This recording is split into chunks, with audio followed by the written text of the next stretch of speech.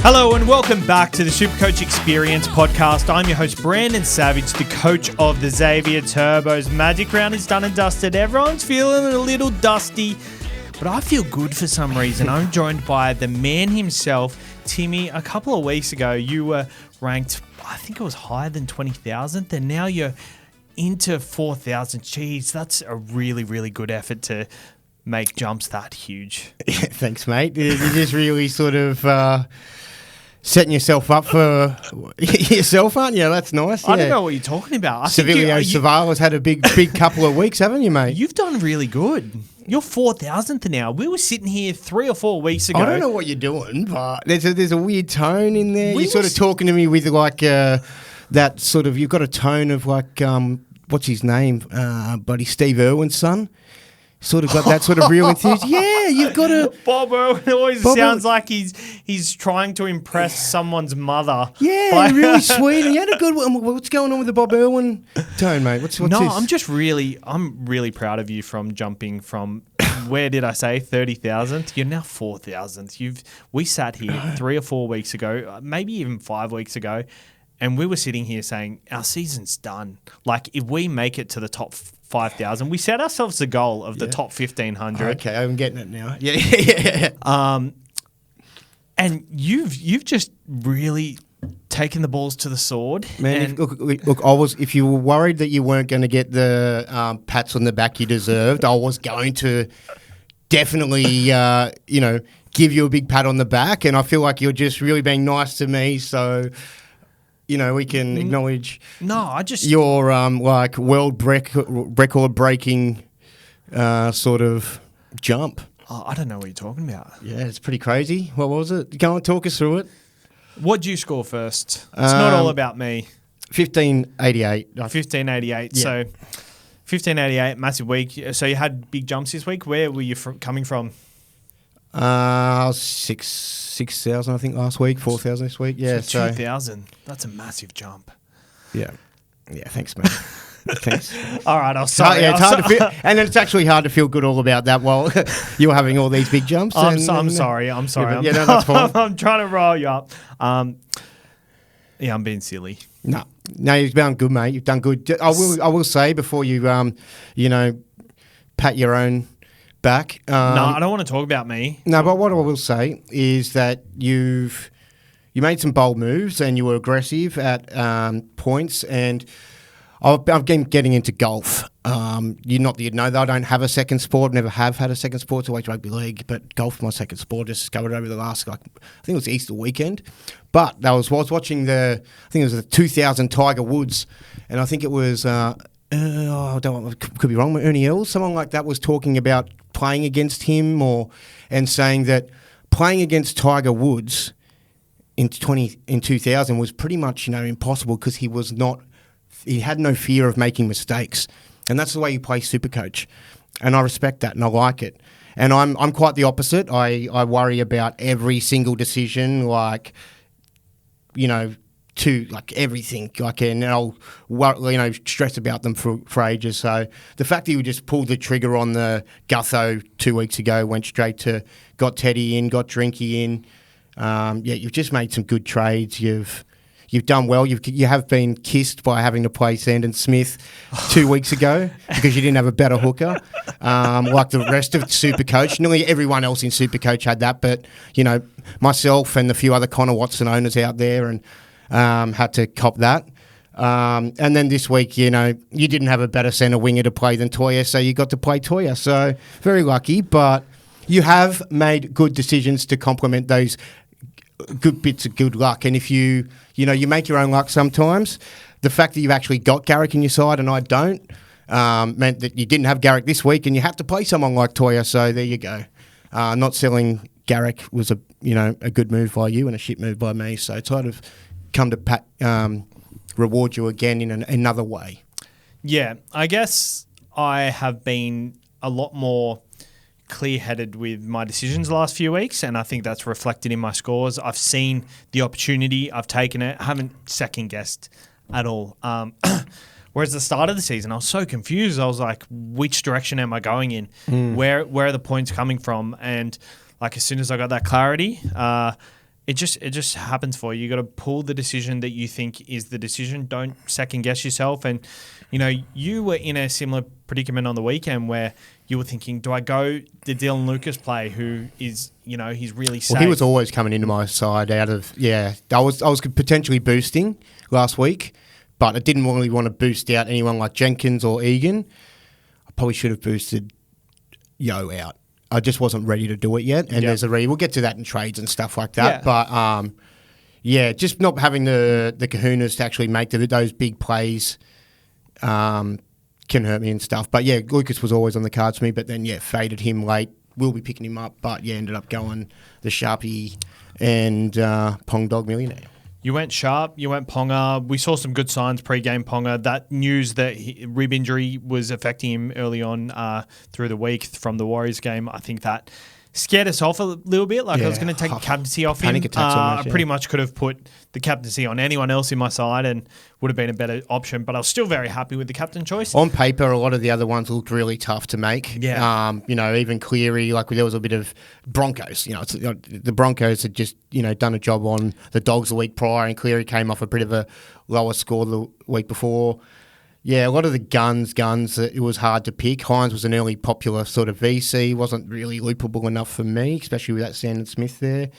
And then, looking at Drinkwater against the Wars, and then Pappenhausen didn't look great to me as well. So, on paper, Ponga was the best captain choice for us, I think, and but just with the history of it, it was a really sort of risky and it felt a little bit dumb. And even after doing it, it paid off. I was like, I got away with that, but it felt kind of still dumb. You know what I mean? And you know what? He had a good game, but it was reflected in it was only 100. For him to go to that sort of 150, it would have had to have been so much leaps and bounds from both the side. And I actually don't think so. I think that the spurts of rain that really did hold restricted it back. Yeah, that. True, 100%. Yeah, and I know Fletch Sharp scored 128, but I did say on the Sunday wrap, Fletch Sharp seems to be taking away those supporting plays from Ponga, and I think maybe Ponga's ceiling's potentially capped because of that, because 2023, Ponga was backing up everything through the middle, whereas Fletch Sharp's the one doing that. Ponga's getting in positions to set up the next play. Yeah. Because he is playing that first receiver role a lot more now. So I can actually see them working together. Yes. One of them makes a line break, the other one, and then they just take on the fullback together. I reckon that'll be over the next couple of weeks with softer matchups, hopefully. You do see Ponga scheming for sure.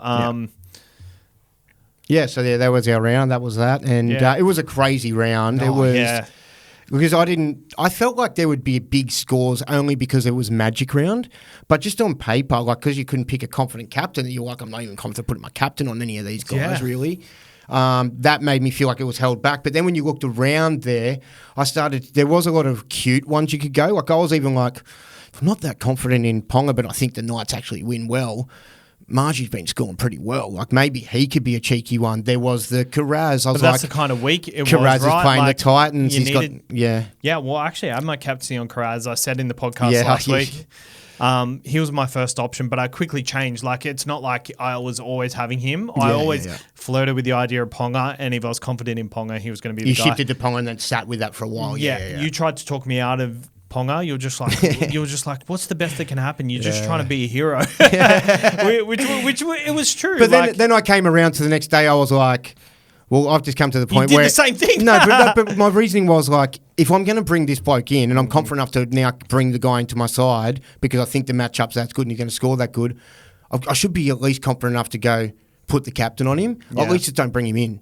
You know what I mean? If I think he's going to go that good, considering the form, you know what I mean? So. Yeah, it was risky, and if it didn't come off, I would be pretty down on myself for being a dickhead. Yeah, because it didn't have to be done. There were safer plays, and just in the May and the Haas sort of thing, and it didn't cost you too much going that from Ponga. Yeah, obviously a bit if you missed the bigger ones in Teddy and that. Anyways. I just want to ask you how far. So where are you ranked? 4,000th. I am 2,500th. I am currently. I think we're about less than 100 points apart, though. Less than 100 points apart. Yeah. Let me just get up one of our leagues because I do want to double confirm this. But so 2,500, I'm 11,460. And our goal at the start of the year was top 1,500. To get there, I can't quite see it right now. Top but 1,500? No, that was your weird number. We said 500. It was my first number because I thought it was so out of reach. Yeah. The top 1,000 is only 140 points away, which is one good week. The top 500 is 240. Sorry, 200. 200 is the top 500. So that's where we're at. Cool. So pretty achievable in the next few weeks if we just keep tracking well. Stick with your gut. And yeah, so today we're going to go over some hot topics, which today is Jackson Purdue sell. We will talk about the bye period, which Roosters are going to be sells over this bye period, considering they got the really good draw. There are some cheapies maxing out. We've got Teddy, who's potentially playing Origin. We've got Connor Watson potentially playing Origin. So we'll go over who we think is the best option there. Fletcher Sharp, is he a buy, is he not? And one out of the woodworks that has come up as a serious second row option after we went over them last week, me and Grant. So stay tuned for that. But TLT has thrown out some curly ones. The Parramatta Eels host the Dolphins on Thursday night. We've got Mitchell Moses returning at halfback. Charlie Geimer keeps his second row edge spot, 35 points on the weekend, so hopefully he can just keep chugging along, get an attacking stat here and there, and then it would have been a nice hold. Riley Smith, 300K, played 72 minutes last week. I haven't actually added him to the run sheet, but I think we might actually be talking about him later in our What's Our Biggest Pickle. Yeah. Potentially. Oh, got a pickle. Oh, we've got a pickle. Got a pickle. Should we talk about that right after team lists? Yeah, I was like, not now. Let's save the negativity. Or is your pickle trade worthy? We'll do it near trades. Yeah, it's more trade worthy. We'll save it to the back end. We'll do it near trades. Tom Gilbert at lock for the Dolphins. Not much for the Dolphins Supercoach wise. The Knights host the Titans on Thursday night. Kalen Ponga, fullback. Fletcher Sharp, number 6. Dylan Lucas, they're full strength. For the Titans, Jaden Campbell returns. What a curly one that's been. I've been rushed back earlier, so they're getting pretty desperate. It's a week or two early. It sucks, because I had King Tonga locked in. And I really you still got him? I've still got him, and I really want I hate people that have still got him. Did you sell him? Yeah, I sold him to Munster, and I hate. It's one of my most. I'll go on with this later, but it's one of my most. Not last week that just went, but the week prior was one of my worst trading weeks I've ever done. It was. I bought in for now from the Tigers, from the Dragons, the winger. Yeah, for his one game. You're trading way too much for now and not for later. Yeah, well, that's good. And, Munster, and I was just off it. And because it was 76% owned, and I was just shitting myself that I just didn't want to be stuck having to play Brimson versus Munster in that position week after week for a 4-week block. And I just know Munster can go big, but I just didn't actually like it or feel good about it. I just hated the position, and I saw other priorities. That's the one where you got Teddy. I could have done that too, but it probably would have limited what other stuff I could have done as well now. So I'm not stressing too much about that, but I'm just more wishing I just didn't do anything with it. I just left it there. I didn't need to free up 50K or anything like that. It was just that I didn't want to play Brimson versus Munster. I honestly for a period. wish I nearly did sell him, because now I'm in the position where I probably need to play him, and he is... Yeah, I'd be playing him. He's probably not going to goal kick with a syndesmosis injury. I mean, I'd be playing him on matchup. That's all. When I say that, matchup looks all right. The Knights are at home, and they've, in saying that, the Knights, we about a month ago we went through that they were defensively quite good, and I don't think too much has changed. They did cop a hiding from the Wars recently. Yeah, but last week Jacob Safidi was back, and Leo also Thompson, Adam Elliott, Dylan Lucas, they only conceded 4 points last week. Yeah, so that's on the plus. But just I want to address that. They have prior to that 2 30-week points were put on them. Yep. Yeah. Yep. Yeah, happy for me to continue? Yeah, I'll let you speak. Belinda Sharp is reffing that game. I don't know why I saw that. Fletcher's sister. It's an omen. Don't know. Kind of looks like she could be Fletcher's sister. Yeah, it could Got be. the same hair colour. Maybe they're husband and wife. I don't see it. He scored a hat trick on his birthday. I know you saw the hat trick, but Do you know that Matty Johns had it 200-1 on it? really, Yeah, they had Newcastle to cover the line, and then it was going to just put it for 2 tries and offered him like, I think it was like $60 or something, or $30 or something like that. And then he goes, if you're going to score 2, you'll probably score 3. So him and Cooper both jumped on it, and he was so tempted to cash out just before he got the third one.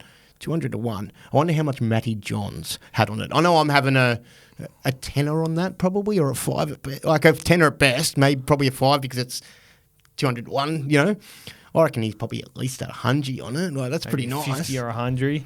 I know the Guru had like $2,500 on Connor Watson anytime. Oh, but I think wow. that was like a punters club thing. So, But it's funny because it showed on his reel thing that he had $1 stake on it, and he was getting roasted for people like, mate, because everyone's cheering in the thing like, oh, go Rowe, and some people were just like, nah, you can't.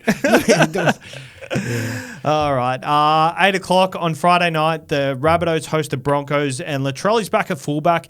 Jamie Humphries returns at halfback. Fletcher Myers on the wing. Jai Arrow at fullback, Ewan Aiken and Tallis Duncan on the edge. Lachlan Hubner returns to the starting side, so I think he's someone who I What's his potentially... BE now? Probably not as bad. Well, he only scored 38, so, I mean, even if it is quite high, he's going to go back to that position where he was before. He's BE 60, so he's definitely not an urgent trade out. I think he just keeps his cash gen going, so that's a blessing in disguise. Could be another one. He could be put out a Dylan Egan performance. I doubt it. We've seen that this year is the year of holding the cheapies. So he'll come back and reward you. I think he will. In the starting side, he's even a playable option if you need just someone to Can score sell you 50. him though if he's the guy to get Yeah, whoever for you sure. need to. Doesn't cover the first buy or anything like that, and isn't someone you want to play most weeks, and isn't going to skyrocket in price by any means. I really doubt this guy's got a, Yeah, one you of might the- have a try in him though. lucky try, but Yeah. you'd be waiting for it. It's not as likely as an Egan one on the edge. Jai Gray on the bench, so that's a good thing for him. Every time there's been 4 forwards, he's played like that limited minutes, but 58 minutes in the first week and 56 in the second week. So hopefully we can see him around that. But the big one here for me, Keon Kolomatangi starts front row. So I'm very interested in him at 537K. I did say there was an extra hot topic we're going to talk about. We're going to talk about him later. Did I say bunnies don't cover the first buy, do they? I don't think so. Can you check that while I... I'm checking. So, No, they don't. No. Selwyn Cobbo starts a fullback at just under 500K. I think he's another nice one as well, versing the Rabbitohs. Xavier Willison starts on the edge, and the likes of Payne Haas and Carrigan are still there. Piakura on the bench at a cheapy price. On Saturday, 3 p.m., the Raiders host the Bulldogs. Supercoach-wise, Coy Horsburgh. He's the only one who was under a HIA cloud. Got upgraded to a Cat 1, but obviously that was false news. I think he underwent a head injury assessment today, and he has been named to start. So good news for him. Potentially selling this week, so I guess we'll talk about that. Yeah, I've looked at what you're doing, and I think that just makes sense. Yeah, it's for fine. sure. Do it. Matt Burton returns for the Bulldogs, and Jacob Preston, wasn't he getting suspended for a couple of weeks? He's fighting it. It could be 4 if he doesn't win. Jacob but if he Preston gets has off, been named pending 3 if his he does. appearance at the judiciary, and on Tuesday night where he's pleading not guilty, and 3 to 4 weeks. Fuck, he could get a long time. Well, yeah, because I think you take the risk on it. Yeah, for sure, considering all their suspensions at the moment. Saturday, 5:30, Dragons host the Warriors. King Tonga named at halfback once again. He looked really good on the left edge. Dylan Egan named to start, and Hamish Stewart named at number 13. For the Warriors, Luke Metcalf, absolute performance last week. Dallin Watini-Zelezniak returns at wing. Kurt Capewell plays in the centres. Halasima starting as well. Imagine if we went Halasima. How much is Dallin Watini-Zelezniak? He could be nice timing for the buyers if he's He's at his price, 537. Yeah, I just couldn't remember how he fizzled off last year. Like what happened there? I wouldn't be we'll see what happens. because they're not really dominant on any edge anymore. So I just thought he could have been a random 400 and something. that would have been nice. Halasima, imagine starting with him over. I still think he could be a buy for people. Like at that price, like you wouldn't want him over someone, but like if it was just to like upgrade a guy like a Hubner that's more playable or something in your side that you can rely on or something like that. 448k. He played his first 80-minute game last week for 55 points. He's come off 53, 55, 72. And like the last 3 weeks, 69 minutes, 39 minutes, 80 minutes. His minutes are only working up. So, I mean, 448k, it's probably still unders considering he's still building up his minutes. Well, he's got such a SuperCoach friendly wrecking ball sort of tackle busting and, can find the try line. So, yeah, I reckon he's kind of nice. Hey, I wouldn't mind having him in my side. I don't think I'll be making it work, but maybe he could be just getting away a little bit too much every week. Though, and get to a price where it's then too awkward. I'll tell you what sucks. I could have made it work this week, but my pickle of the week, no hooker, just like all of us. So I think we will talk about that once we do talk about it. Not the end of the world, though, I don't think. Yeah. Saturday night, Cowboys host the Panthers. Robert Darby on the wing, negative 41 break even, went over for a try last weekend. Pretty good play cash-wise for a lot of people. And for the Panthers, Brian To'o is back, which means Tom Jenkins drops out of the side onto the bench, actually. So this is potentially heartbreaking. The worst case scenario. After he finally gets over for a try, we're heartbroken. He should get a run in round 12. You can be patient to hold him, which I will be, because I'm desperate for numbers. I was always going to be holding Jenkins because I need the numbers. I think I've counted my numbers and I've got 7 that I can definitely rely on at the moment. And there's like maybe 1 or 2 that could go either way, like Karaz, but I'm not counting Karaz. So I reckon Jenkins will come in for that game, be handy, playable guy, make his price rise then, and then you can dump him after that game for someone better with a better buy schedule after that, potentially, or a week or 2 after that. I just would have loved him to keep his spot and just like get another 40 this week. Yeah. I thought they'd probably shift him back into centres and, but Garner's, while he's done a job and been good there, like why change it, I guess, too? I actually like Garner going forward as their centre. I don't think it's a full-term thing. I think it's a nice stopgap sort of thing to fix some problems while we're working stuff out. But I think eventually you'd want to get some confidence back. Yeah, get some confidence back and then get a proper centre with, it could be any of the boys. Just once one of they've got a bit more confidence back, maybe playing under 20s or whatever, or under New South Wales Cup. Yep. 2 p.m. Sunday, the Storm play the West Tigers at home. Fa'alongo, what a game he had last week. That kick was off its head. I thought he was going to get dropped because Warbrick, but Warbrick is still not in the side. Joe Chan is on the bench. They're pretty much 1 to 13, but Joe Chan just gives me PTSD from last year. So I just thought I'd mention that. For the Tigers, Brent Naden at centre. The Forbes Ferrari is on the wing once again. And not much Supercoach-wise. Royce Hunt's still getting a crack. Not good. Terrell May. Geez, there's a lot of... I listen to SEN. I listen to a lot of talkback radio. Now I'm getting that old.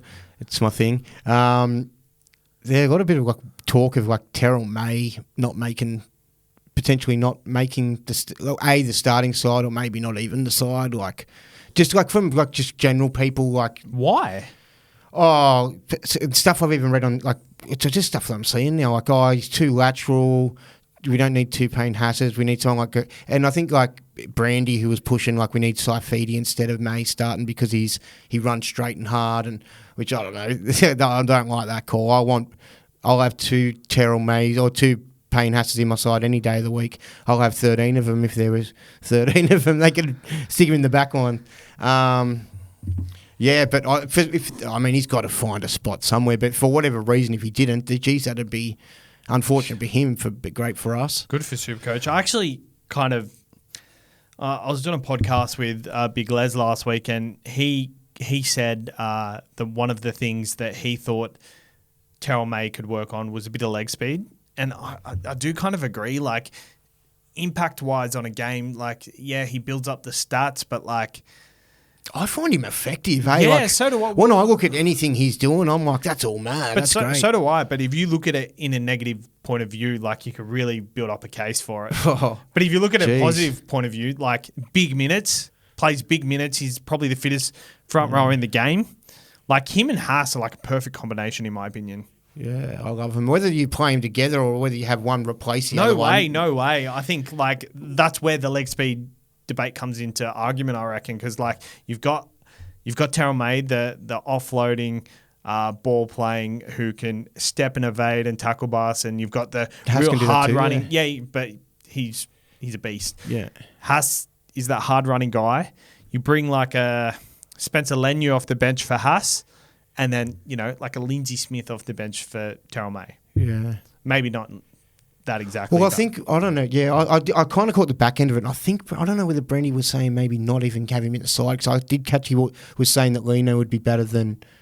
So I don't know whether that was a starter or off the bench. But anyways, it'd be lovely. Any extra players that are Origin players that could not make it, unfortunate for them, but great for a super. If he doesn't make Origin, we riot. Yeah, for sure. For the Manly Sea Eagles, Jake Simpkin is starting at number 9, who SuperCoach-wise I think he's a very interesting prospect, as well as Jazz Tavanga starting at lock.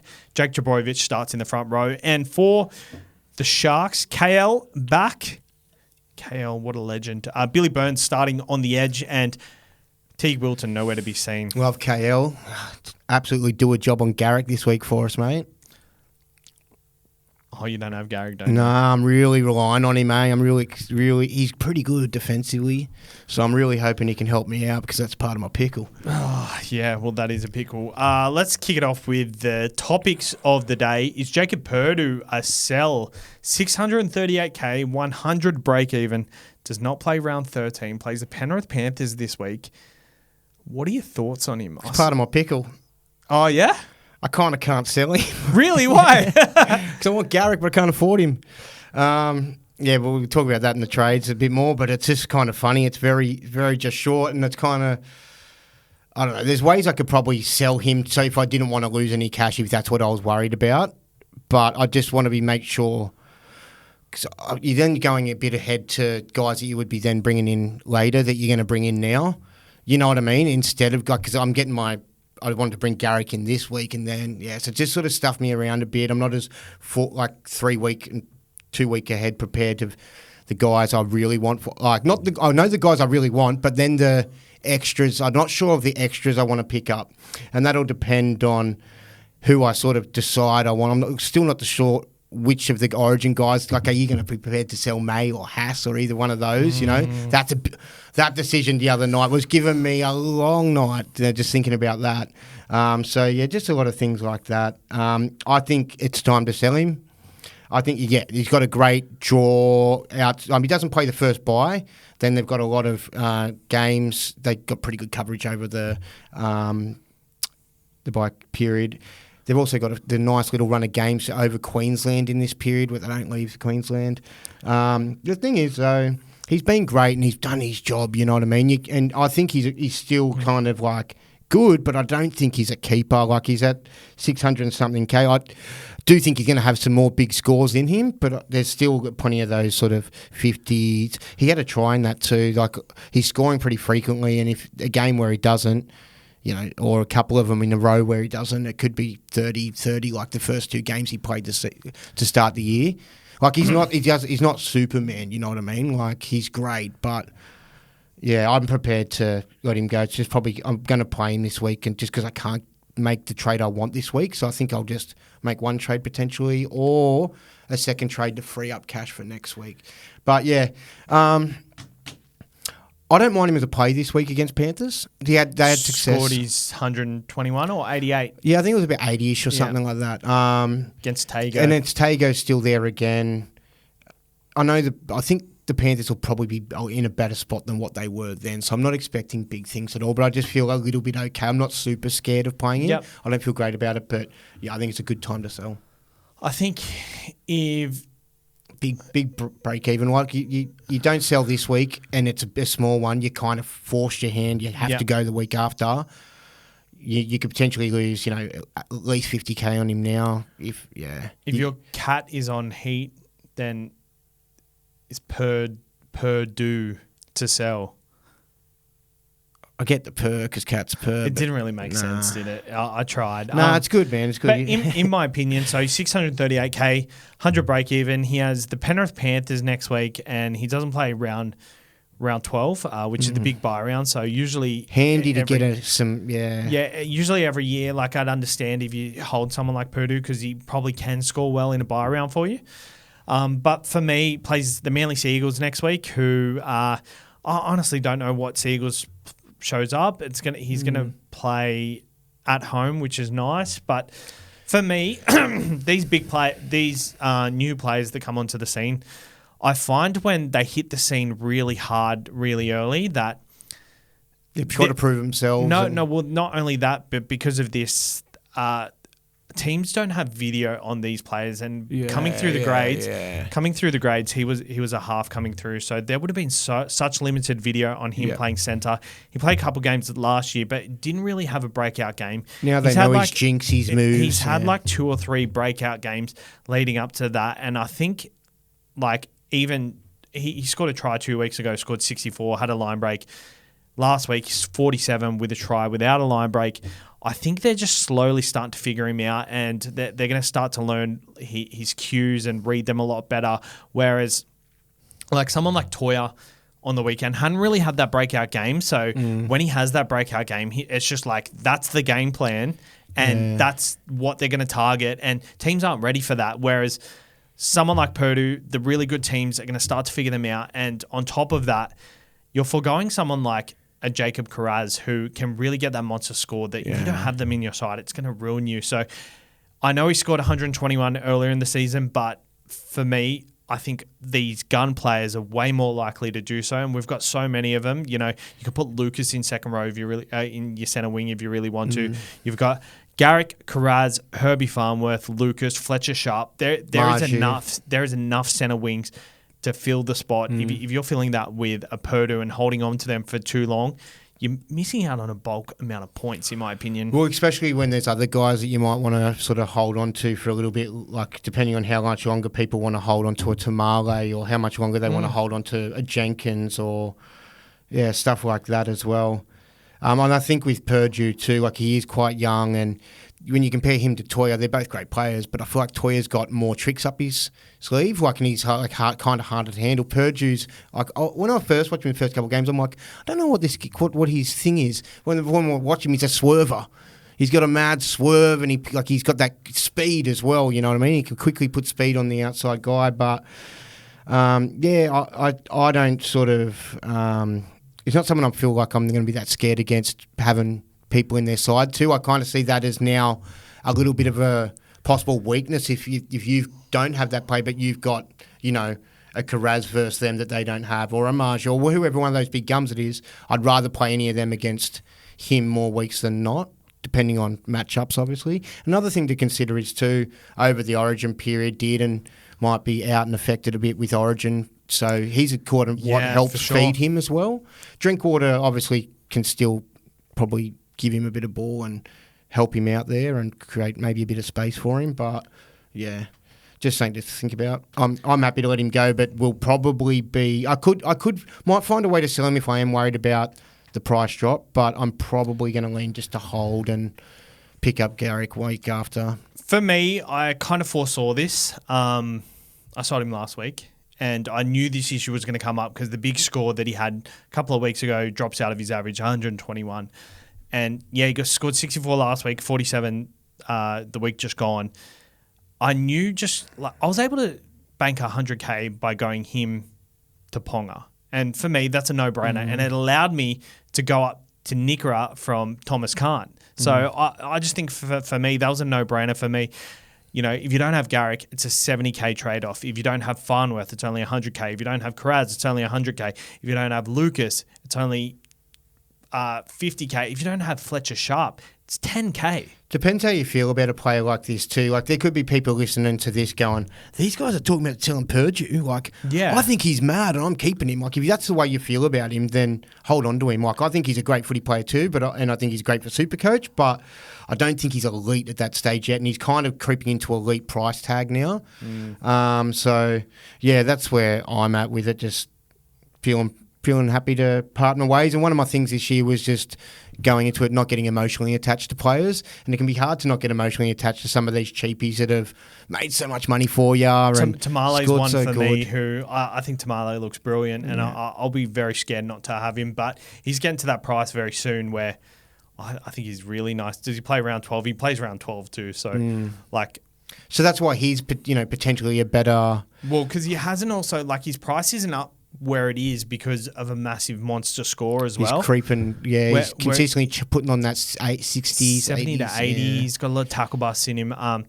Tom Jenkins, Milky as they call him. Oh, side note, Mikey actually calls him Milky when him and Jake usually talk about him on the podcast.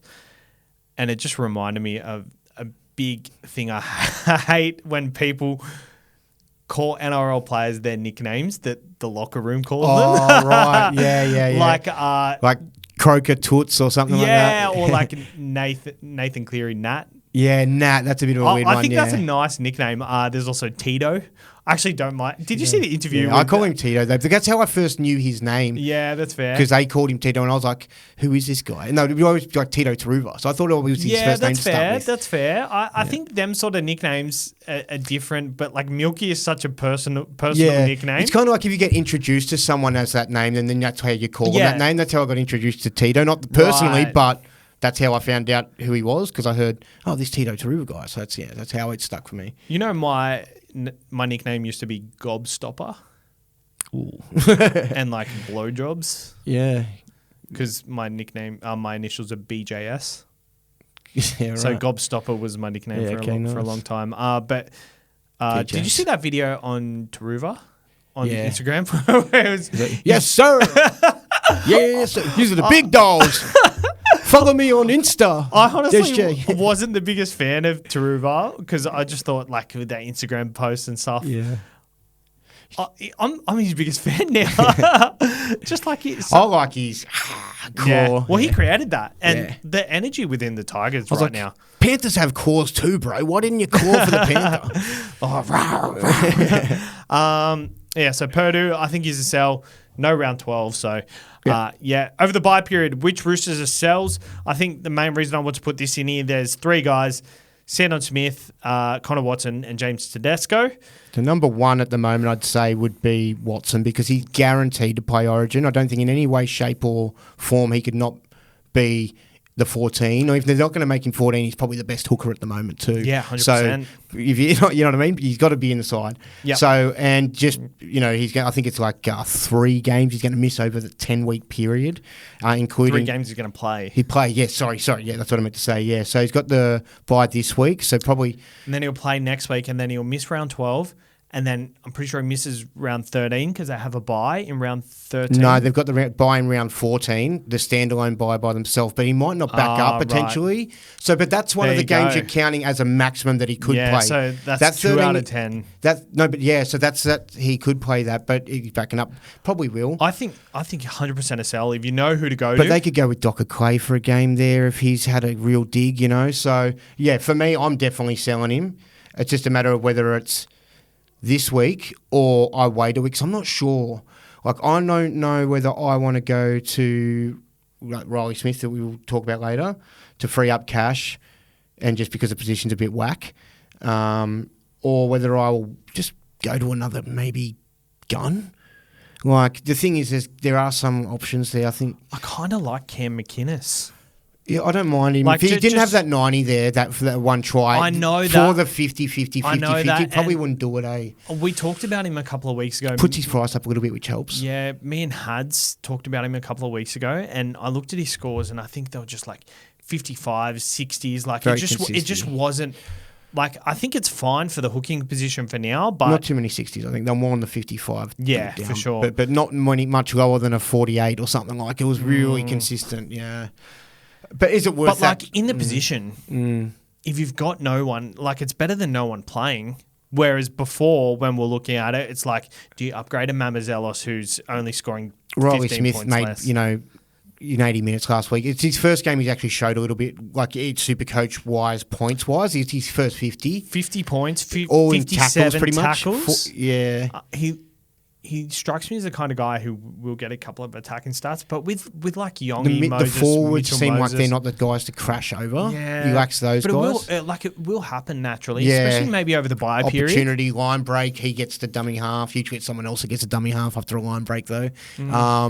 But, yeah, he could be a thing, but...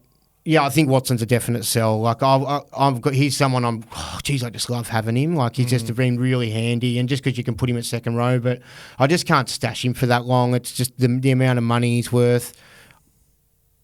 Yeah, it's not so much like I can't have 600 on the pine. It's more just I can do something with that money, and I might as well free that up than other guys that have better availability. Yeah, 100%. Yeah, and Teddy, I think. Like for buyers or like for people who own him, sweet as. But I just reckon just chill. It's awkward though because he's BE, like he's got the buy this week, so all good. But next week he goes into the Dogs with a 30 BE. Yeah, it's the Dogs, so you're like, oh, good, at least it's the Dogs. But I think he's playing really good, so... I think he can still find points. A fullback a couple of weeks ago had a pretty good score against the Dogs. Then there was also Gutho scored in round, I think it was 1 against the Dogs, big ton. It's not impossible. But then if he does make Origin, something happens to Dylan Edwards, straight in. If Dylan Edwards doesn't have... I feel like he's got to probably have... Not as good a game as Teddy, but he's got to really sort of be good the next 2 games. He's got to have another good game. I feel like he does, especially Teddy's banging it. He's so good. I actually think that I said this to someone this morning. You could sell Teddy. Like I know that Bulldogs game is scary, but the chances of him going 130 and hurting you isn't like you probably could sell him. It's crazy to sell him. No, if you wanted to go to, like, if you needed to go to, let's say you don't have, Kalen Pong is an awkward one too. Like, let's say Fletcher Sharp, 640K, you bank 240K, and you've got, definite buy coverage. But the thing is, like Teddy, right? You if there is a fullback, he's the only gun fullback that could be available for that round 12 buy. And that's that one position that if there was 3 of them, would be rushing to try and get 3 of them probably. You know what I mean? We'd be making it, bending it and working it around. 100%. So I think if you got him, you definitely want him. But here's one thing I look forward to. So they play the Sharks in round 12, which is going to be a full-strength Shark side, which is pretty awesome because I might not be able to afford him if I don't go the week he plays the Dogs and he puts up another 100, or like he's going to go up another like 60K at least, depending on how big that 100 is. Could be out of reach, but then I think I could be prepared to fade him for that Sharks game just because I feel like with other players out around him, Angus, Connor Watson, their side's not as strong. Potent, yeah. Yeah, so I'm feeling okay. That's why a lot of us didn't start with him this year because we thought the Roosters would come out and struggle, and that means Teddy will struggle. Still to going get good without ball. it, but I'm just like every other time, I feel like he would be a must-have for round 12 if he's available, regardless of price. But I just reckon that you can look at that Sharks matchup and go, he's probably not going above 100. I think that means if you have him, like, You're don't stoked. sell him because you will be really tempted just not to go him, and then there is every chance he could pump out a big score. You can't sell him in round 12. And you only sell him if he gets named for Origin, then you're straight out. Yeah. Straight out, because then his availability becomes the same as Connor Watson's. Yeah, that's true. Who only play like 2-3 games. Sandon Smith coming off 130 last week and a 0 this week, which means his break-even's 35. The 100 will roll out next week, so after next week, he'll have a huge break-even leading into round 12. 500K. What do you do? I'm going to stick with him. Over the bye period, considering like the Origin players have terrible coverage, that means he has really good coverage because he's available them games. Yeah. For all I know, he might just be my second fullback for the rest of the season. Hooker, sorry. Second hooker for the rest of the season. I might just leave him there. If he drops 100K or whatever over that period, then so be it. He'll probably have some other... He's looking all right. So I'll tell you what, like, I've always looked at him and thought, once he gets the price, I'll sell him. But you make a really good point. Hooker's such a low upside position that if you plug him in there and you play him on the matchups where he scores 130 late in the season, that's going to be so handy. Yeah, you could chuck him in there. He's just handy. Like, the only reason you'd ever sell him is to free up cash. I don't reckon you want 2 gun hookers. So as long as you got one, you'd be sweet. So after the bye period, we pick up one, or you might end up finding someone over the Origin period and just sticking with them if they're going good through that period and out of it. Yep. 100% agree. And I think that's it. Like Rob Toyer for Billy me. Smith, I mean, he's a popular sell this week. He's I'd sell him. What a dud he's been. Yeah, but let's just be patient because, you know, he started with You're two the cheapies. 70s. He's done this every year, though. He's come out first two games. Yeah, but he gets injured every year. That's like he's never put together more than 5 no, games but in a year. that's what I mean. Like 34 is his base. Yeah. And he comes out every year, has a gun first 2 games, and then just falls off completely. He might be. He's not a dud as a footy player. No, he's a dud. He might be a dud for SuperCoach. He's a very good footy player. I don't think he's a dud for SuperCoach either. I don't think he's elite at the moment. You could still make a case to sell at 400. For me, it's a buy number I need, and I don't want to be sitting there going, "Oh, I've got to hold on to these buy numbers." You know, and then them score just a 20 or 30. But the fact is, I've only got 7 at the moment. And, you know, I'm going to get to 12 by bringing in probably 1 this week, maybe, and then 3 next week. That's not even going to get me to that. That'll get me to 12, not 13. So, yep. I think the master's right there. Fuck, I think it was wrong. But anyway, I think he'll be okay, playable enough. And for me, lower numbers. I've got other guys that I'd rather sell over him, like Hubners and stuff like that. Say the word. So, what's the word?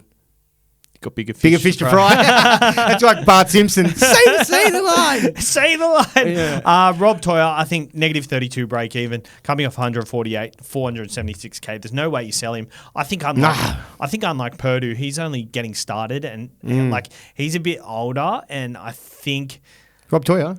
Yeah, he's young as. I think he's like 18, 19. He's not 19. He's a baby, bro. Look at his face. He's had if he could be like 23 or something, it could shock me. But he's had he's not young, but he's not. I think he's like 18, 19. I think he's 19, not 18, but I think he's 19. Because he's had 2 massive surgeries, like ACL injuries. True, but he may have had them from. Yes. Oh well, now you look like you're smug and you're right. So I'm going to say he's 24, and go complete the opposite way. I mean, what is he? 22. All right. Oh, sorry, 21. 21. It's 20. He's 20. Oh, fuck, it gets it. No, he's 19. Wait, sorry, 21. Fuck. 20, wait. Can someone who went to his last birthday party let us know how old he is? Don't worry about it. 11th of August 2004, which means he hasn't turned his age this year. 2004 it's 2025, so he's 20. I can't even work out whether from me going, I've got 7 players and bringing in 5 is going to get me to 12 or 13. So I'm not going to help you with that. Side note, give me any maths equation. No. Multiplication. We're not doing that. No, please, let me answer it. Right. 55 times 6.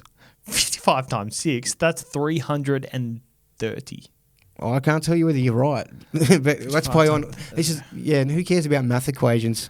Am I right? Do you want to do me for a spelling bee now? Sorry? Do you want to do me for a spelling bee? Yes. Spell DWZ. I'll struggle with that too. I'm dyslexic. CTW. I'm dyslexic. I'll get it back. Yeah, exactly. 55 times 6, 330. I got it right. Yes. Yeah, nice.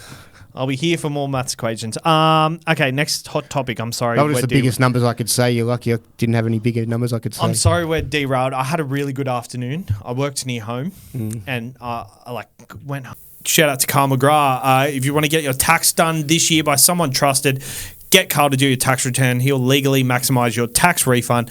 Whether it's just a basic tax return or accounting for things like rental properties, capital gains, or on share trading or crypto trading, Carl can help you out and record everything correctly. No job is too big or small. If you have individual tax return right through to businesses, run through company, partnership, or trust, even self-managed super funds, Carl can help you out. Being a small business himself, you can directly speak with the owner. He will do the work for you. No work is done overseas or done by junior staff. Carl does everything himself. No matter where you are in Australia, Carl can help you out using FaceTime, Zoom, and he can help you no matter what situation you're in. Some of Carl's clients he's never met in person, even though they live in the same suburb, so distance isn't an issue for him.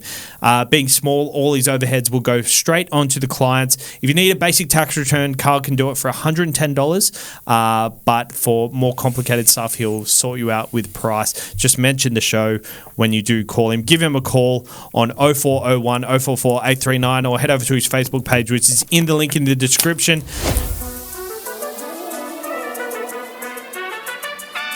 goes to Cleary. Nathan Cleary. Cleary's done it all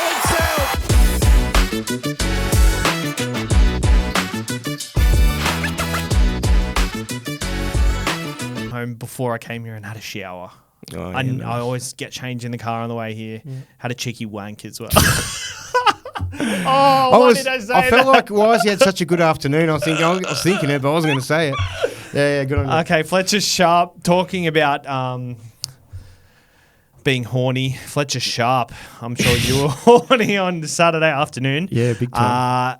Is it time to pounce? 640K, 35 break even, Titans, Parramatta, and then Penrith in round 12, who missing Cleary, missing Yo, missing Martin, missing maybe Edwards, and probably not Mitch Pretty good Kennedy. chance he goes to fullback. Pretty good chance. Missing Toto as well. Considering they got 500 halves they can't decide between, they'd probably put him at fullback. But then he's like the one part. The only thing I think about, he's that one part that they are sure of that combination. Yeah. So let's just leave that there. And is there a kid coming through? I think there's like a... We'll have to Barry Toohey it. Barry Dan- Toohey, who's the next fullback Dane behind? Gagai could go to fullback. Yeah, but then you don't change the sentence. He's pretty locked there too, I think. I don't know. I don't think so. But he's also a If Fletcher veteran. Sharpe's got the upside and kind of the most replicatable Ponga sort of style game, even though they're different, you'd put him there if you don't have a kid coming through. You know what I mean? Had Bailey Hodgson for a while, but yeah, I Where'd think Armstrong go? He's gone, isn't he? He's overseas or something? Yeah, he's gone. I think he was really locked in. Locked into fullback? Yeah, I think wherever he plays, he'll be really good. But the upside of potentially playing fullback is going to be like so tempting. He's making a fair few tackles per game as well. Yeah, I do like nice. that. Yeah, that's what part of the reason I bought him. I was like, oh, just getting through a fair few. Like, Yeah, it's always looked like 20-ish. Yeah, tackle. in the Yeah, 20s. yeah, So I was like, I really like him. Plus I his think runs. the price is nice, 640K. My only downside with him is 3 tries, 2 line breaks, so 87 points in tries. Like, I mean, he's not going to score 3 tries every week, but he probably will do it one more time this season. He's I not, reckon. One more time. that was his first ton though, which I think. I think he was brewing, and that's why I wanted to bring him in. Yeah, He was 100% really agree. brewing. But that's why I myself am a bit standoffish on him, because I like to get the guy who is going to score the ton next. Yeah. Whereas he's already scored this ton. I think. Well, the thing you've about gotta him is great matchups this week Yeah, and 100%. next week. So it's a Every 3-week play for me. It wasn't a 1-week play every chance he does it again. And I think Well, it's more of a 4-week, 5-week with a cover as well. But I really liked the 3-week matchups. The 3-week matchups were that good that I thought, for a guy like him that requires upside, and relies on it to really, be a decent go. Yeah, I like it.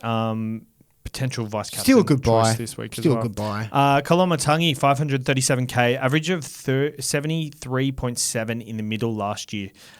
He based over 60 at that time. Currently this year, he's Is that a lock? Do you think lock and prop changes much for him? Nah, it's the same thing, to be honest. Yeah. It just depends on minutes. And this year's only basing 39 compared to the 60 he was in the middle last year.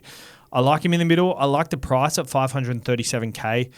Doesn't have the round 12, which for a lot of people, that's the closer we get, that might be important. Like, I think the last couple of weeks you could start to go, I'll bring in a Fermor who's not playing, or, stuff like those sorts of trade-ins. Yeah, whereas now it's like we're only 2 weeks away. Yeah. And a couple of weeks ago, we were saying... If you're counting your numbers and you're like, well, I kind of can't do it. Yeah. Or if you look at it and go, I wouldn't mind doing that, but then actually I probably need to get someone in, 530K though, so has a break-even of 33. Must be monkeys running wild. I don't know if that's getting picked up on cameras. What is going on? That's crazy. That was like hysterical, like tickling laughter, wasn't it? What was that? Someone might have also been getting attacked. I don't know. Should we go out and check? Nah, play on. Yeah, all right. I think, what's the Yaz and Ferris podcast? They're recording at the moment. Have you seen that podcast? Must be a good gag. Nah. They're pretty funny. They're pretty funny. Okay, well, that was it for the hot topics of the week. Have we missed anything? I think we'll Anything just touch hot? on Riley Smith. Actually, we'll touch on him soon. What's your pickle of the week? Brought to you by picklebet.com.au. Use the code TURBO when signing up.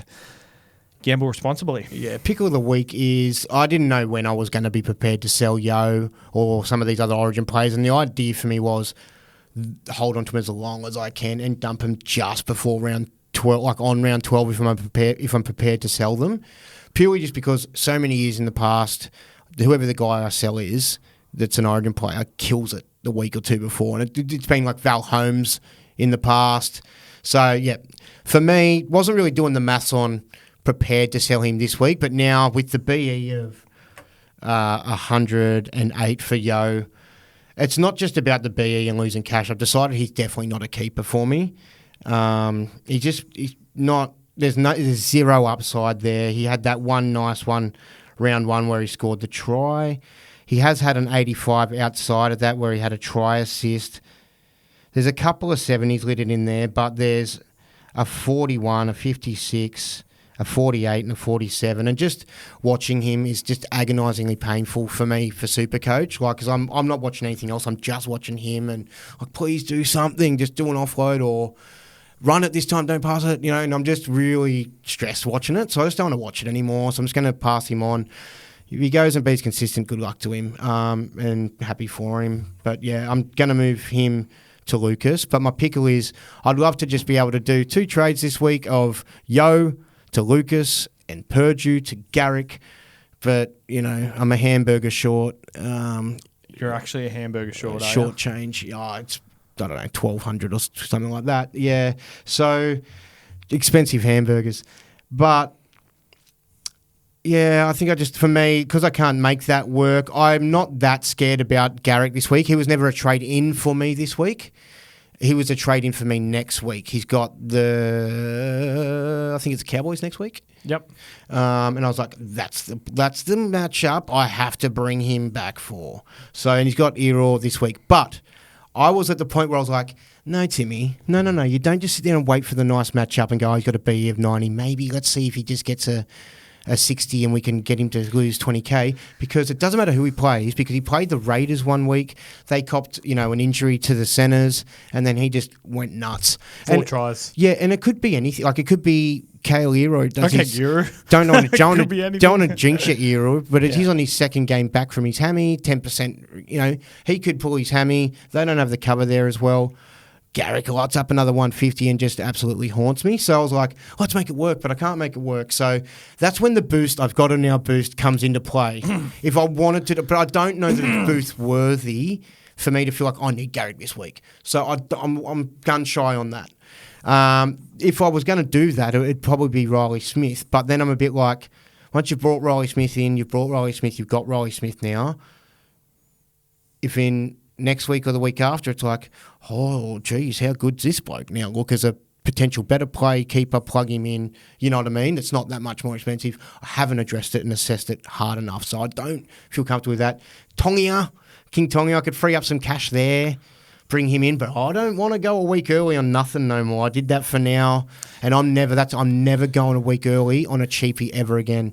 And I don't care how secure their job might look and how much it makes me free up a thing. If you get stuck with a guy that's then 200k and you can't sell him and he takes up an important spot where you want to be bringing in players, it's a nightmare. And it could be even worse for Tongi. I know in the 5'8" position's a bit dead, but imagine if he got injured and then you're stuck with him. So, look, I think people can do it. He's a good position, but I'm not doing that. So, yeah, for me, my pickle is can't afford really what I want to do and don't really want to force my hand. So, probably just going to do the one trade of Yo to Lucas, play Purdue this week, and then make some trades there next week. I can boost next week, which allows me to get 3, and then I could actually, on that round 12 week, I could actually also... I've got plenty of time. I've got round 10, round 11, and round 12. I've got plenty of time to get the players I want in. And that's another thing I want to say. I'll just go on a little bit with my pickle. Not a pickle. The reverse of a pickle. Feeling really good about my buy numbers of only having 7 players. Normally I'm closer to my numbers. The good thing is now In the past, like you start getting these like injuries to players and bringing them in, I could be up shit creek though. If injuries happen to these guys, I could be fucked. But I like that I'm making my decisions a little bit closer. Usually I make them a way earlier out, and then some of these guys that I bring in that are only for bye coverage, who don't go as good as some of these other players before that, then get dropped for, you know, that round 12 game and they're not available, and then I'm fucked. So feeling good about making decisions closer to the mark for bringing guys in, just so I have a clearer picture of what's happening, especially with selections and stuff too. Different coach. Your pickles, son. Oh, well, it's nice you ask, actually. Yeah. Well, mate, if you really want to know, I could sit here for 48 hours and talk about my pickles that are like non-SuperCoach related. I think we should actually make a podcast saying Timmy's Pickle. Oh, mate. And that'd just be a 2-hour episode of you 2 by hours. yourself. You actually called me like 4 times on the weekend before the kickoff on Saturday. Mate, consider yourself very, very special. It's the first time I've really called you for a bit of... You weren't the guy, you know, I was calling Grant a bit this year. Oh, were you? Oh, yeah. Did you call him? I've been having chats with, I'd give him a call. I'd just change. I mean, just. Oh, so. Yeah. He has one score of 1,500 and suddenly he's the guy. No. It's more what you were doing. And I was just like, okay. you weren't in that space. And even with Mikey getting advice, he was like, look, I don't know. I want to be taking advice from you at the moment, Sabs. Like, and I was like, I can't believe he said that. I love that. And that was in the chat. Who said that? Mikey. It was only in our private one with the 5 us boys. But it was when you were talking about the kick out thing. Where he wanted to get kicked out. He was like, look, whatever. I can't remember what your thing or his thing was, but he's just like, just don't know that I really want to be taking your advice at the moment. And it was so honest and genuine, like friend, like because got good friends. I didn't see that. Oh, I would have laughed at that. I'll go back and see if we can tag and find it. And Mikey will remember. But I'm pretty sure he wanted to kick out. But I was talking. You were talking him into it, I think. Yeah. Yeah. And I know I was kind of like you were.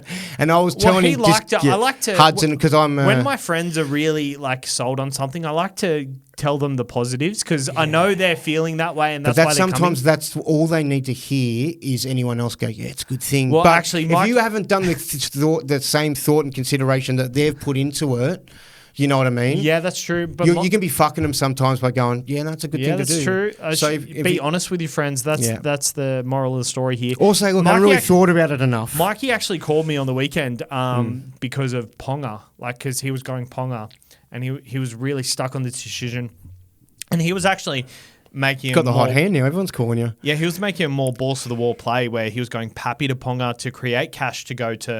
I'm pretty sure it was Lucas in the second row. Yep. So, did you do it?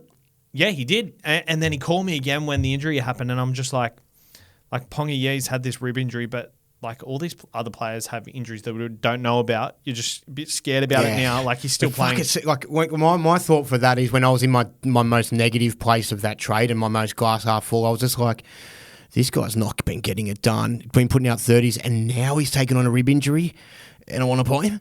But then it was like, you've got to factor everything else in. He's the price, the run, the draw, all the other players that are now back in the and also the Warriors and the Bulldogs, they didn't score any points against them. The Warriors and Bulldogs are the real deal. They're top 4 sides, so the draw opens up to bottom 4 sides now. So I think it was just way different, and I'm glad I talked you both into. I'm kind of glad I talked you into captaining because I was quite happy with it. But you don't know these other players. If I didn't captain him, I might have. I probably kind of. I was always Hassel, May, and trying to toss between them. But then once I saw how big the scores were, I think I probably would have gone to Karaz because that was kind of. I was out trying to be like, I would have kept Karaz. It was kind of like that was my next upside guy that with a matchup that felt. And Derby scored 3 tries the week before as well, so. It made form sense. On previous, for me, I couldn't captain him because you were relying. I didn't captain him in the end because you have to rely on him scoring them tries for that to happen. Yeah. I thought the Bulldogs But you can still get 80 without doing the other stuff. Exactly. I love his offloading. He's gun player. So good with me. I don't know how he finds it. My pickle of the week is obviously the hooker position. Mamazelos out injured. Sandon Smith on the bye. I think I am selling Mamazelos to Riley Smith. Got 72 minutes on the weekend, and how much does it free up for you? Only 150K or something like that. Is it more about the freeing up the cash to make some trades? Or no, it's not. Having a playable number there. Well, I don't want to cop. I get you've got Royce Hunt. If you didn't have Royce Hunt in your side, I feel like everyone else kind of has in their side.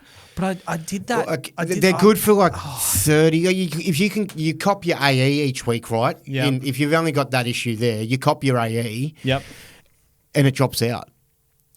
Yeah, exactly. So if you're only doing it for... But like the last 2 weeks, this is a trade. The last 2 weeks especially, my AE came in of Royce Hunt.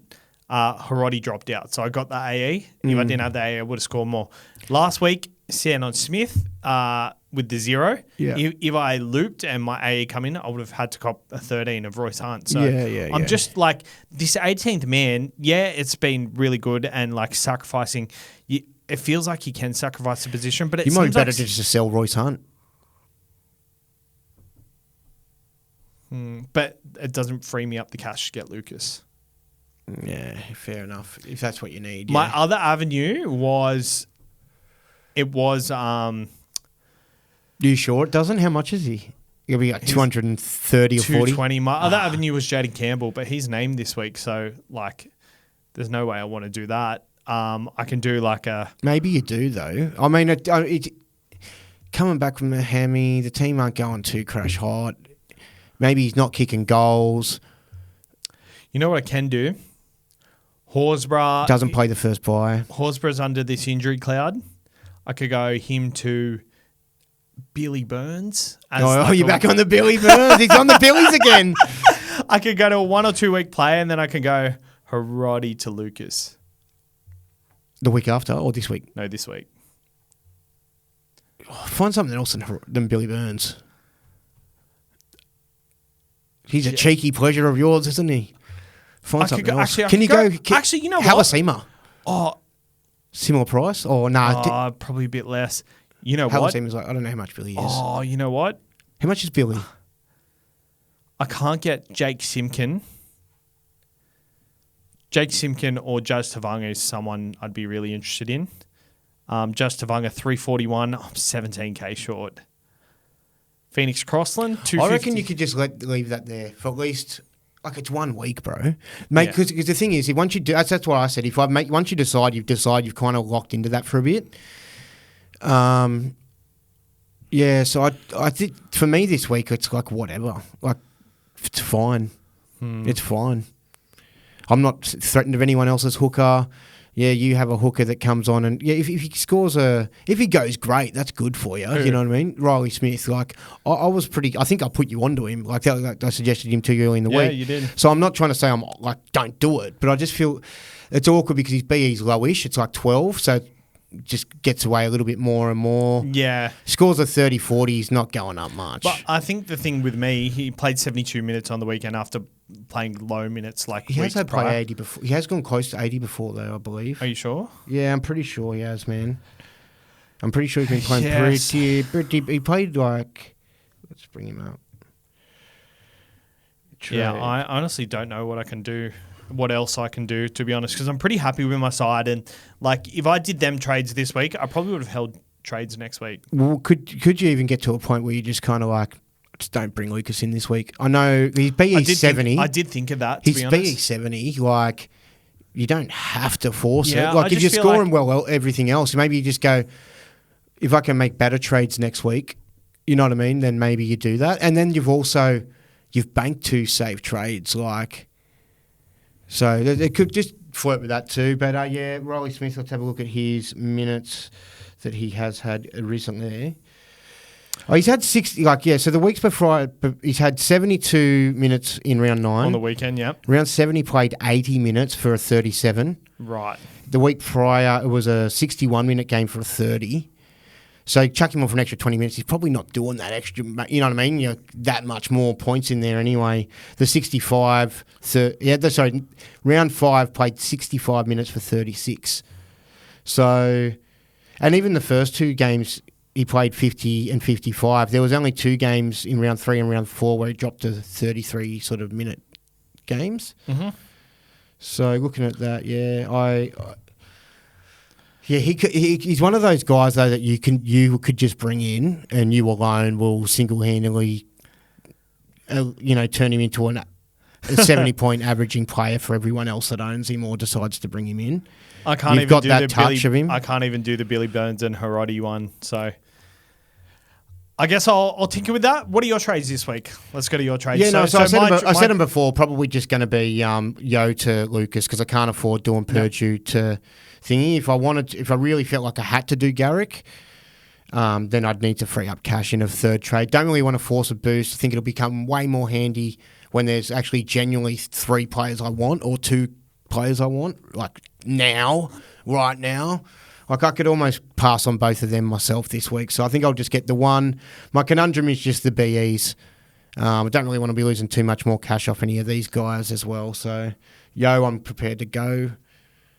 But yeah, that's me. Captains, where are we at? No, tipping point. Oh, tipping point. So let's go to tipping point. Last week, I had tipping point up, but you absolutely went on a tangent. That's what I do, mate. But that's why we love having That's you here, my because thing. you turn a nice little short podcast into a long one, which is good. Mate, my podcasts, That's go back why- and look, are shorter than every single one of They actually are. Hads's. They actually and are. They are, bro. They are. You sit there going, Grant just gets through it. Grant sits there going on bloody like mad rants too. Just because he's more interesting to listen to. I get that. He's probably got better things that he's saying within this time that he's filling in. You know but what? It feels, I don't know. He's like an hour and 30 minutes. Mine get to like an hour. Yeah, you're right. It's only an hour 10 at the moment, but we did an hour 40 I last talk week. fast and a bit scattered, but...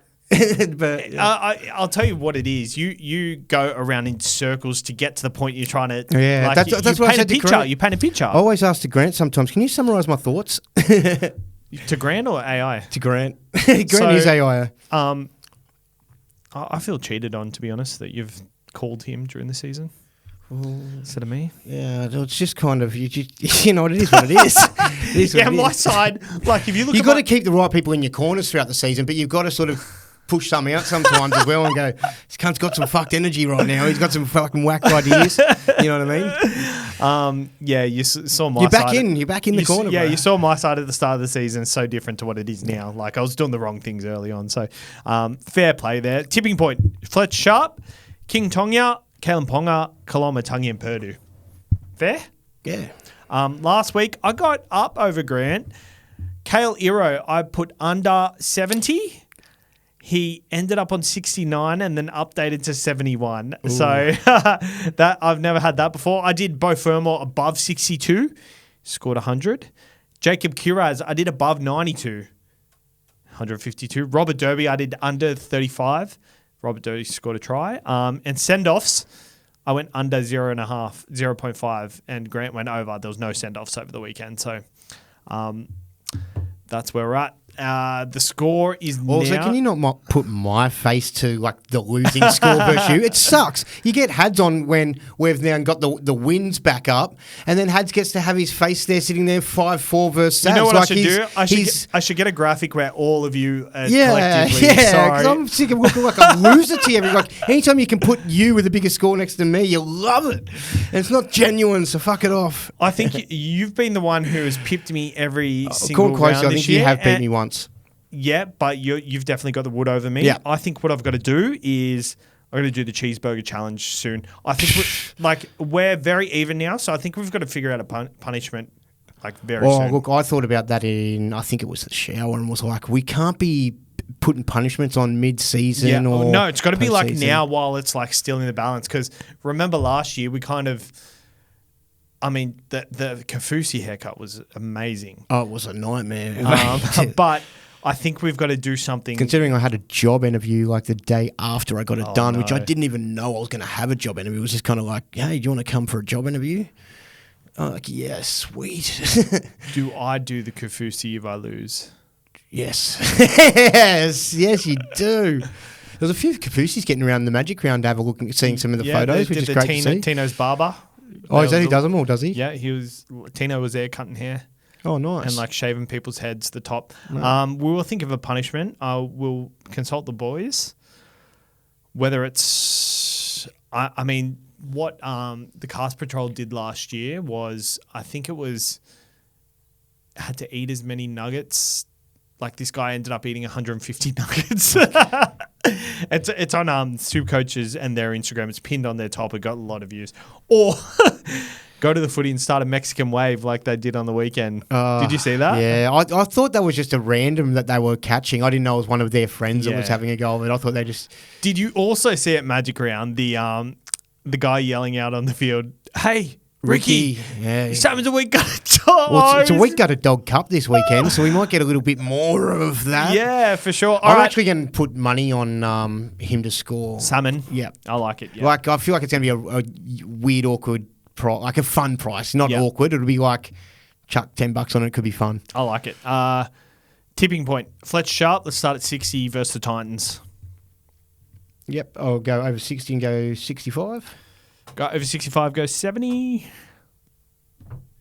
I'll go over 75. I'll go under 75. All right, let's go King Tonga. King Tonga versus the Warriors. Start at 40. At was? No, is it? at win. Okay. Starting at 40. Awkward number. He scored 80 with 2 try assists, didn't he? I'll go over 40. Okay, I'll go over 41. I'll go over 45. I'll go under 47. Yeah, I'm happy. I love how you're just setting terms. Like I'm trying to get... I don't know what I'm doing. You don't want to go over 47, so that's fair. So I'm going over 47. You're going under. Kalen Ponga versus the Titans. I assume he's going to be captain plans potentially. I'm going over 47. You're going under? I'm going over 47. You're going under. I said over 47. No, you said under 47. I'm pretty sure I said over. No, you said under. We'll play that back, but... Well, okay, well, let's keep going then. I'll go over 48. I'll go under. Because that's what I was trying to do. Well, I'll go over 48. I'm pretty sure I'll play it back. I mean, I might have said the opposite word, but you know what I mean? Yeah, that's fair. That's why I kind of said You know when you're sort of talking, like you hear commentators do it sometimes, they go, "Oh, what the Panthers need to do then now," and they actually mean the other side. Yeah. Except the team that's playing, I do that all the time. I do it all the time too. I'm pretty sure I was listening to the Bloke podcast and Tim Williams did it with...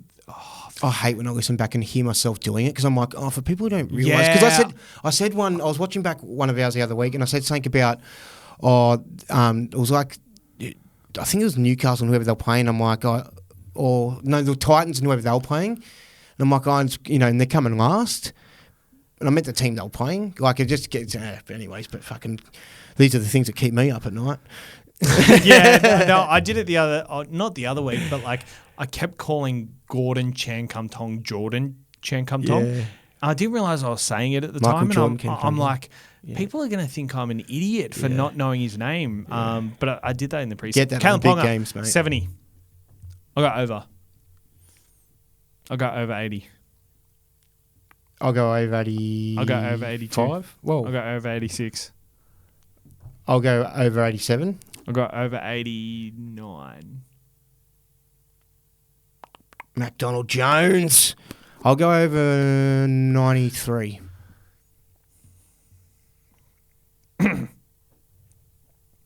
Checking what he likes to do there, aren't you? No. Are you locking it in or what are you doing? You said 93? Yeah.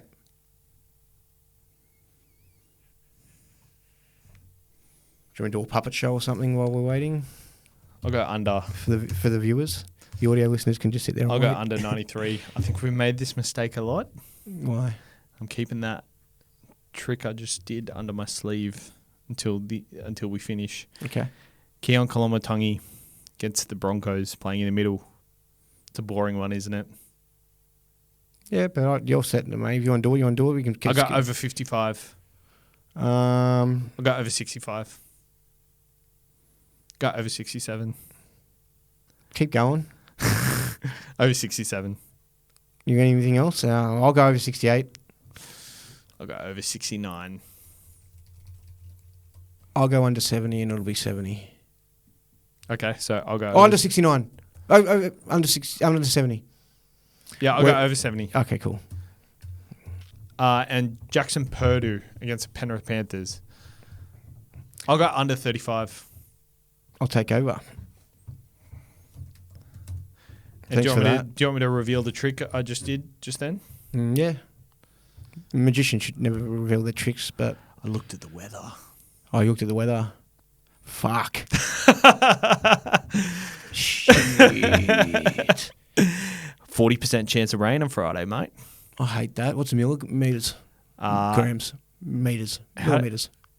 Well, it's 40% chance on Friday. Where do you check the millimeters? Perception, millimeters, centimeters. It doesn't say. The bomb? Are you on the bomb? Oh, two. 2. Oh, is that nothing? 2's nothing, mate. I'll spit on the ground and it'll be 2. Captains. I'm Captain and Ponga. Captain Ponga. I don't know. I'm VCing Herbie Farnworth against Parramatta. This is one of those weeks. There's a lot on. There's a lot of good ones, I reckon. And I think I like Nath as I like Pappy. I don't. You don't like Nath or Pappy?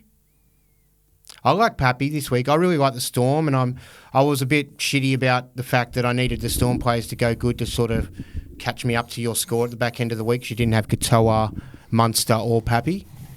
And I was pretty pissed off that they had the Raiders, but that's the draw. That's just what it is. You can't do much about that.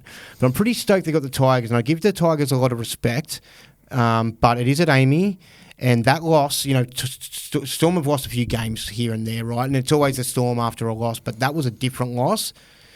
And no one's going to fuck up after that, man. After those mistakes, everyone's going to be clinical. They've lost a few times. They're going to be clinical, methodical. I'll tell you what I didn't check. And they're going to win by 30 points. I'm going to say. I respect the Tigers, and I don't think they usually would lose to many. Harry Grant's not back, so I'm... Yeah, that's what's been holding them back a fair bit, I think.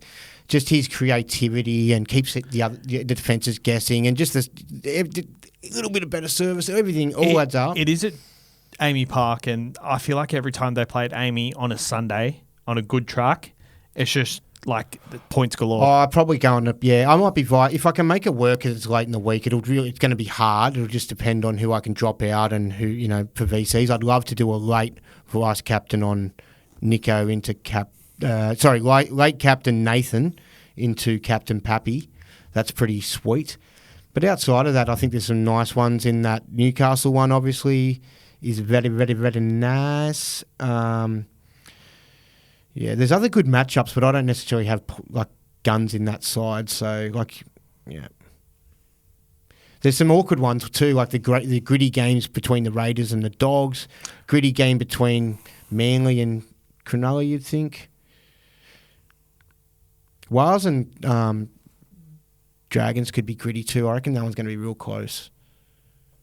Yeah, for sure. I think Dragons are going to win. There could be some cheeky vice captains too, like without going around like some of the wingers and stuff like that. Herbie Farnworth. That's what I was going to say. I was really loving the fact that we've got the Storm guys, but I hate you got Herbie on this Para matchup because he's been going pretty good in even tougher matchups. He's scored 3 weeks in a row since I got him. Yeah, it's annoying, but if he hadn't scored in those games, those scores would be pretty shit. I know. I'm very aware of that. Yeah. And he's usually, it's kind of like, he's been going, doesn't need the tries, and they don't really come that often for him. So it's kind of, it's weird how like a game where you score a try, it's like the rest of the like other base stats sort of must drop off. Like, is he kind of just like, yes. He scored a try towards the end of the game versus the Roosters. So like he was on for a low one then, like probably 40s, I guess, but 48. But anyway, that's it for the podcast. Hour 22. We pushed up the quota for sure. Getting on to Grant money now. I'm going time and a half. Time and a half. Yeah, we're going to wrap it up, guys. Come on. All right. Thank you for tuning in. And good luck. Good luck. Good luck.